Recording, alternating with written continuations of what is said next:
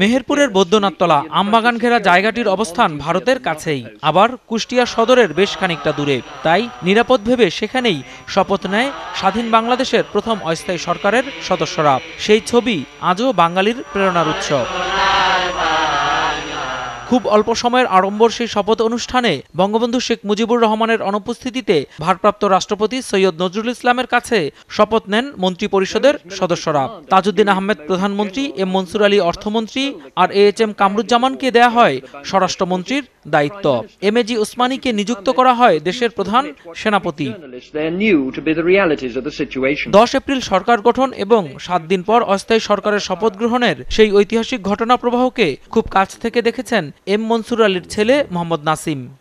কয়েক মুহূর্তের ঘোষণার মধ্যে তারা সমবেত হয়েছিল এবং কি উচ্ছ্বাস, কি আকাঙ্ক্ষা ছিল মানুষের যে এই সরকারই হয়তো দেশকে মুক্ত করবে, হানাদার বাহিনীর কবল থেকে মুক্ত করবে। মুক্তিযুদ্ধ শুরুর প্রথম দিকে পাক বাহিনীর আক্রমণের মুখে পিছু হটছিল মুক্তিযোদ্ধারা। অস্থায়ী সরকার গঠনের কৌশলী সিদ্ধান্ত সাড়া ফেলে আন্তর্জাতিক অঙ্গনে গতি আনে স্বাধীনতা যুদ্ধে।